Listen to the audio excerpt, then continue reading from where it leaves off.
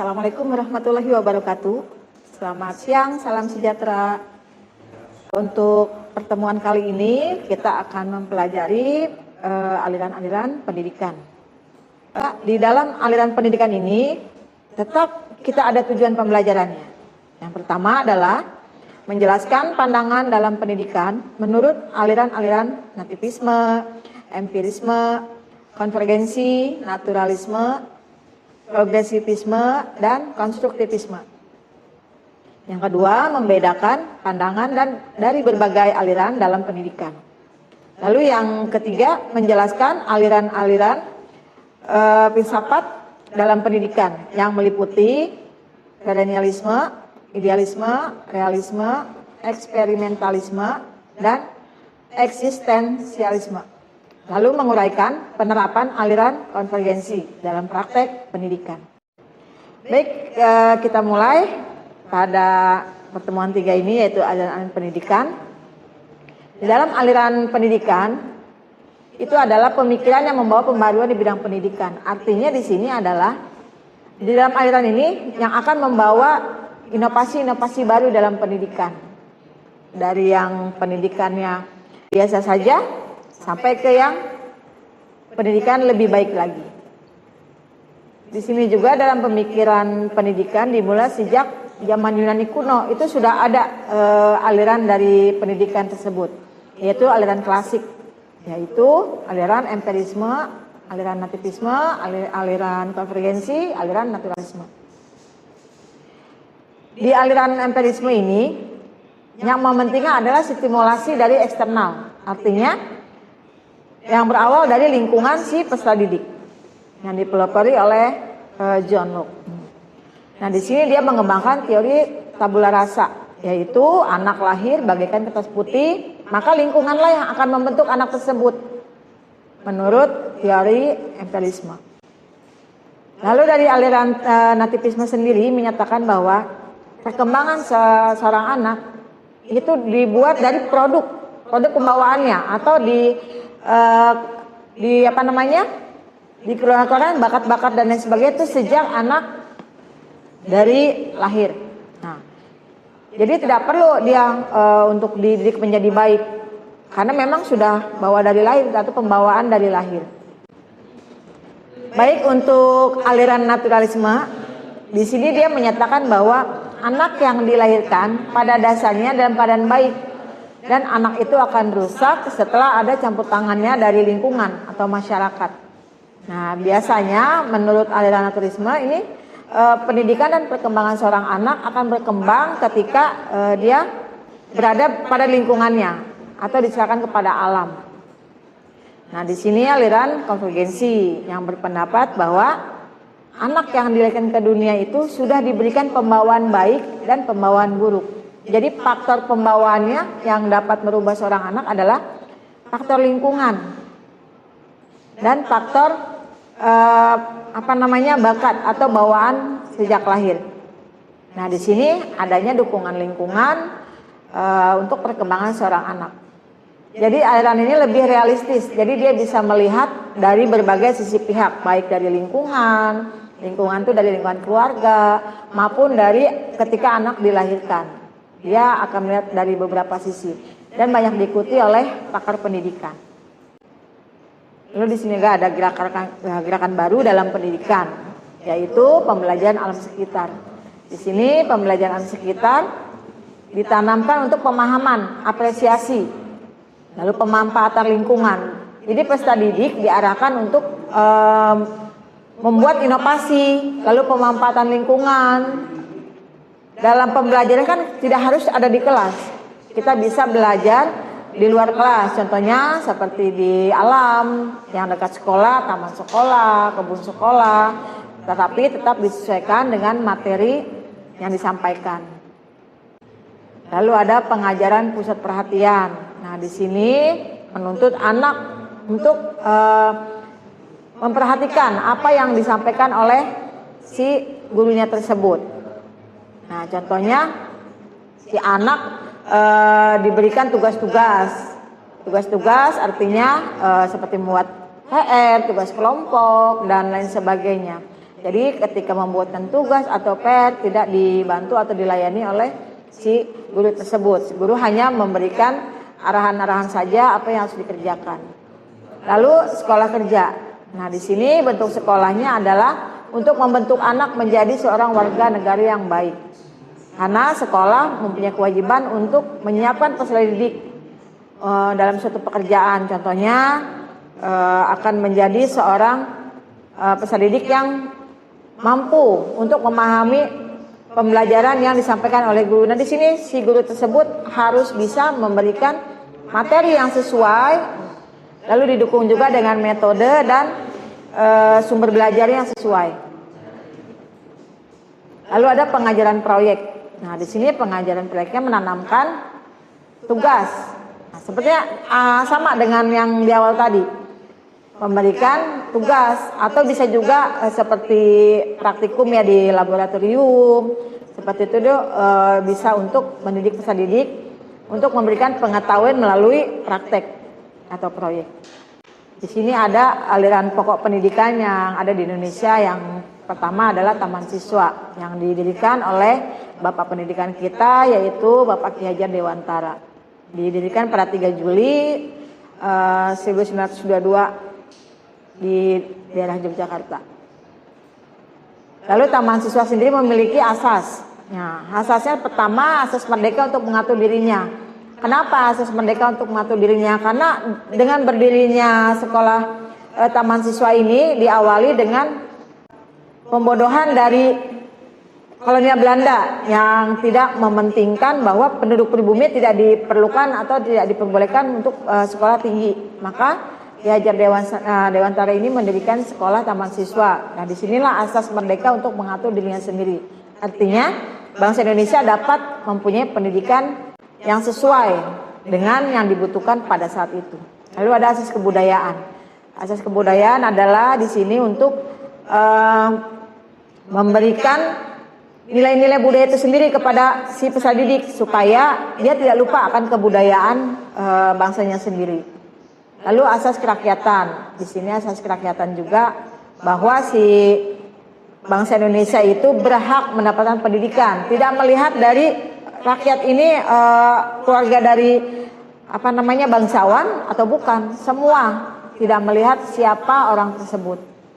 Lalu asas kekuatan sendiri atau mandiri. Di sini untuk asas kekuatan adalah apa yang dilakukan dapat dilakukan sendiri tanpa meminta bantuan dengan orang lain. Lalu Taman Siswa juga memiliki dasar pendidikan yang disebut Pancadharma.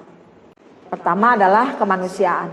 Pertama, cinta kasih terhadap sesama manusia ciptaan Tuhan. Di sini mengajarkan bahwa setiap manusia harus mau atau mempunyai empati ketika temannya sedang berduka. Contoh misalkan peserta didik, misalkan ketika sedang pembelajaran pensil atau alat tulisnya hilang, maka si peserta didik bisa diajarkan untuk berempati, memberikan bantuan kepada teman yang membutuhkan dengan meminjamkan alat tulisnya tersebut. Lalu kodrat hidup. Di sini kodrat hidup manusia kan yang keinginannya untuk bahagia selamanya. Maka kodrat hidupnya bisa diberikan kepada peserta didik. Caranya seperti apa? Yaitu dengan memberikan pemahaman tentang kehidupan, tentang bagaimana kita bersosialisasi, bekerja, dan berteman, dan lain sebagainya. Lalu ada kebangsaan. Nah, di sini dalam kebangsaan tidak boleh menyombongkan bangsa sendiri. Artinya, kita boleh bangga dengan bangsa kita sendiri, tapi kita tidak perlu menyombongkan. Untuk peserta didik sendiri, kita bisa mengajarkan, kita tidak boleh sombong dengan kepintaran yang dimiliki oleh peserta didik, tapi kita mengarahkan dengan kepintaran yang dimiliki oleh peserta didik bisa memberikan bantuan kepada temannya yang belum mengerti materi yang disampaikan oleh gurunya, seperti itu. Nah, di sini ada kebudayaan. Kebudayaan nasional tetap dipelihara. Artinya kita harus menjaga kebudayaan-kebudayaan yang ada di Indonesia. Contohnya kebudayaan dari daerah Jawa Tengah, dari Jawa Barat. Jangan sampai kebudayaan yang ada di Indonesia tergerus dengan kemajuan zaman, karena pada saat ini kan anak-anak lebih senang, apalagi zaman-zaman sekarang ini senang TikTok, senang permainan yang lain. Nah, dengan adanya menjaga kebudayaan untuk dipelihara dan dijaga, maka untuk kedepannya anak cucu kita akan tetap bisa melihat, oh ini loh kebudayaan untuk dari Jawa Barat biasanya ada sekatenan, atau dari Jawa Tengah juga ada sekatenan, atau acara seperti yang di Pelabuhan Ratu, Larung Laut dan lain sebagainya. Lalu kemerdekaan. Nah, di sini kemerdekaan sendiri artinya dia dapat melihat bahwa si peserta didik dapat merdeka untuk belajar apapun, ilmu pengetahuan apapun, semasa ilmu pengetahuan itu memang dalam sisi yang positif. Lalu di sini Ki Hajar Dewantara juga mempunyai semboyan yang diajarkan untuk peserta didiknya pada masa itu, yaitu Ingatsa Sung Tulodo, artinya memberikan teladan kepada peserta didik ketika berada di depan. Di sini guru bertugas, nah ini kan adik-adik mahasiswa akan menjadi guru atau yang sudah mengajar. Nah, di sini akan memberikan teladan kepada peserta didik kita, bagaimana perilaku kita, bagaimana attitude kita di hadapan peserta didik, karena biasanya akan dilihat atau ditiru dengan peserta didik kita. Lalu Ingmadia Mangun Karsa. Nah, di sini membangun semangat pada peserta didik. Artinya apa? Kita ketika memberikan pembelajaran tetap harus memberikan motivasi kepada peserta didik supaya peserta didik tidak ada tuh yang misalkan nih dapat nilainya buruk di antara temannya nih, si A dapat B, si C dapat A. Nah, yang dapat B atau yang dapat C ini tidak akan berkecil hati, tetap diberikan semangat. Lalu Tuturi Handayani. Nah, tugasnya adalah mengarahkan peserta didik agar tidak salah bertindak ketika berada di belakang. Artinya di sini peserta didik bisa diarahkan untuk ke arah perilaku yang lebih baik lagi agar tidak melakukan kesalahan-kesalahan yang sudah dilakukan. Nah, di sini ada Indonesia ya, Nederland atau INS yang dibuat oleh Muhammad Safei. Beliau adalah pahlawan-pahlawan di bidang pendidikan pada masa kolonial Belanda. Nah, di sini juga dia membuat sekolah yang berjudul di sekolahnya di Kayu Tanam, daerah Padang Panjang, yang tidak puas juga dengan adanya kolonial Belanda yang memberikan kesulitan untuk bangsa Indonesia melakukan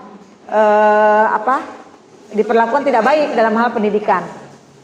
Nah, di sekolah ini juga mempunyai rencana pembelajaran dan metode sendiri seperti itu. Lalu Muhammad Safei sendiri berpendapat bahwa belajar sendiri watak peserta didik akan dibentuk dan di kemudian hari dapat tumbuh menjadi orang yang dewasa. Artinya di sini dia berpendapat bahwa peserta didik juga bisa dibentuk dalam perilaku, dalam attitude dan lain sebagainya, itu bisa dibentuk.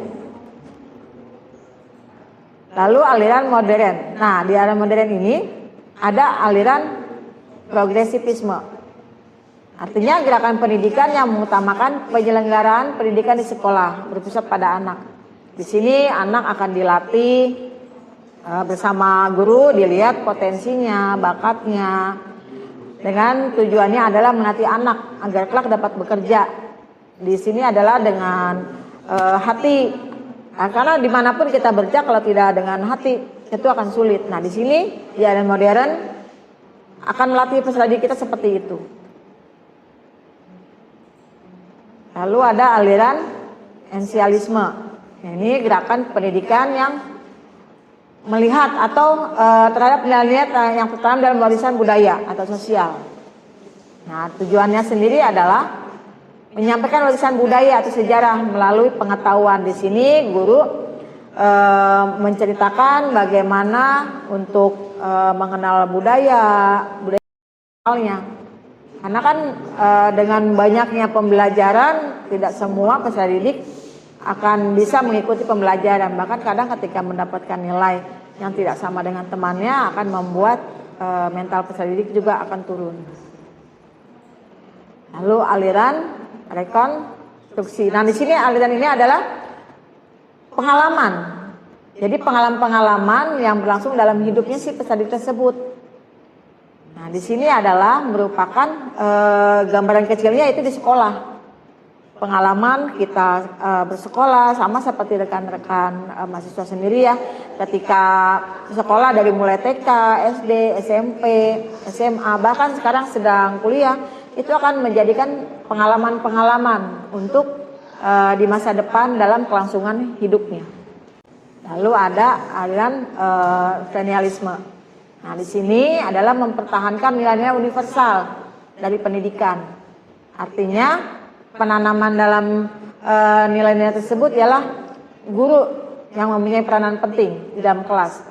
Di sini diharapkan peserta didik dapat menciptakan hasil-hasil karya yang bisa menjadikan peserta didik tersebut menjadi pengembang yang disiplin.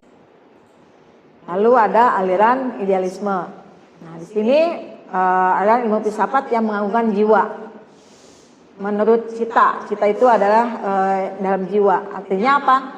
Dia bersifat kerohanian. Jadi dengan bayangan dunia ditangkap dari panca indera. Artinya apa di sini si peserta didik diajarkan bahwa keadaan dunia yang seperti ini, baik dari segi pendidikannya maupun yang lain sebagainya, itu diberikan arahan-arahan kepada peserta didik. Harus mengerti bahwa belajar misalkan dari SD ya belajarnya 9 tahun. Lalu dari SD misalkan pembelajaran dari kelas 1 sampai kelas 6. Lalu pembelajaran dari SMP kelas 1 sampai kelas 3 itu sudah ada aturan-aturan dari bidang pendidikan. Nah, di sini peserta didik diberikan informasi seperti itu. Baik, untuk pembelajaran kali ini di materi yang ketiga Ibu akhiri sampai di sini.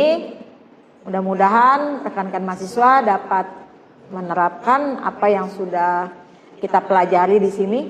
Untuk akhir kata, wabillahi taufiq wal hidayah. Wassalamualaikum warahmatullahi wabarakatuh. Selamat siang, salam sejahtera, jaga kesehatan selalu.